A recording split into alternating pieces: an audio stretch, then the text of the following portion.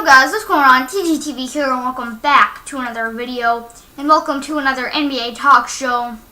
And today we're going to be going over the last few games that happened yesterday, some news, and then some of the games that are going on today. We're going to discuss all that and much, much more on your TGTV NBA talk show. Let's go. Alright, first game of yesterday. We got Cleveland, Indiana. Cleveland didn't have their best game, but Indiana did. Paul George had a magnificent game, 29 points and 5 rebounds, 7 assists, really doing it all. But also was LeBron, 32 points, 6 rebounds, and 13 assists. So it was a battle of those two. And this one really came down to the wire. Paul George hitting that big three down the stretch.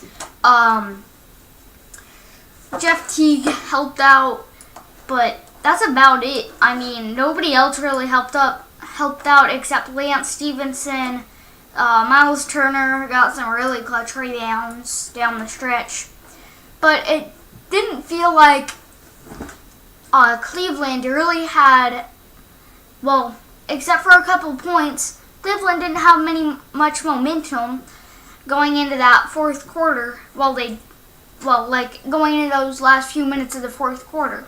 Cleveland felt kind of dead in those last 3 minutes-ish. And Indiana, give credit to them. They really pounced on Cleveland. But LeBron and JR double-teamed Paul George in those last few minutes. And really was kind of disappointing because I really wanted to see Paul George get that last shot off, and I really felt like if he did, Indiana would have won. CJ Miles didn't really get the shot off. TGTV just uploaded a new video. Sweet, I'll watch that after this. By the way, the other TGTV, not me. Next, we got Milwaukee and Toronto. Toronto had a good lead going most of this game, and it really felt like they were going to run away with it. They were going to win by a lot. That wasn't the case. Chris Middleton with 10. Giannis, though. Giannis Antetokounmpo, 28. 8 and 3 assists with 2 steals and 1 block. He controlled the game down the stretch. Don't take anything away from Malcolm Brogdon, Greg Monroe, and Delly, though. Dellavedova with 11, Monroe with 14, Brogdon with 6. Really felt like Milwaukee took control of this game in the last quarter, and Kyle Lowry could not get anything to go, only with 4 points in 33 minutes. Just did not have a good game. He was 2 for 11 from the field. Just a horrible game from Kyle Lowry. Couldn't get anything going for the Toronto Raptors. DeMar DeRozan can't take anything away from him, though. 27, 8, and 1. DeRozan had a great game, but Toronto needs to have more of a team game to win. And at close to the end of the game, it looked like Serge Ibaka tweaked his ankle a little bit. I want to see how that goes going on. Really don't know what the status is on that. Next, we got San Antonio and Memphis. Memphis kept it a close game till about halftime, but San Antonio just blew it wide open. But the play of Kawhi Leonard, he had a magnificent game. Just really everybody stepped in and performed for San Antonio. Marcus Hall, don't take anything away from his performance, though. I think he had 25 points at half. That's like a new Memphis record for the playoffs. So shout out to him. Then lastly, if you remembered my video yesterday, Utah and Los Angeles, Utah lost their all-star, well, should have been all-star center, Rudy Gobert.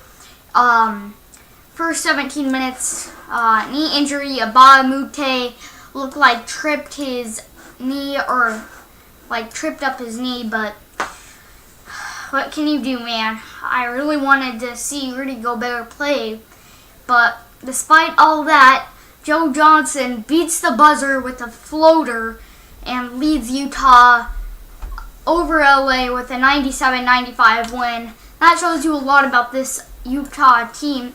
Got the heart to play without their All-NBA team center, maybe All-NBA team, but with an All-NBA center, it's just huge. Now let's go to some games that are happening today, and then we'll wrap it up a little bit. We got Washington versus the Hawks.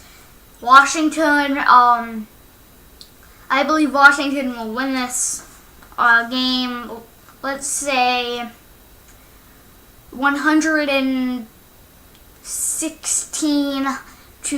I really think Washington, the dynamic duo of Bradley Beal and John Wall, the Polish Hammer, Gortat, will really have to perform, and I think he will. Don't forget about Otto Porter and Morris. They have a really well-rounded starting lineup, and I really think they can get far into the playoffs if they stay healthy. Then you got Warriors and Blazers. I think this will be an easy win for Golden State. If it's Damian Lillard's night, then I think the Blazers have a chance, but CJ and Dame will need to get going. Kevin Durant will have to have a slow game. Steph Curry will have to have a slow game. They have 4 All-Stars on that team. I don't really think you can beat them in the first round if you're Portland. It would be nice if they did, but I don't think they will. Next, you got Bulls and Celtics, and a lot of people are saying if there's an upset in the first round, this will be it. I'm not really believing that. I think the only reason why people think that is the rebounding. And I don't think they'll play a big role in this game. Isaiah Thomas will take over this game. Yes, he will take over this game and win it for the Celtics, because who's going to guard him? Jimmy Butler? How tired is he going to be all night? He can't play 48 minutes. Just saying. And then Rajon Rondo, his defense has gone from up here all the way to down here. It will not work. Nobody can really guard Isaiah Thomas, but Isaiah Thomas can't guard anyone either, so I think Celtics will win it by like 11. And lastly, we got our pick and play, OKC versus the Houston Rockets. I think the Rockets will win this pretty easily. Not easily per se, but James Harden will cook. His teammates around him will do great. I think Russell will have a good game too. Just the team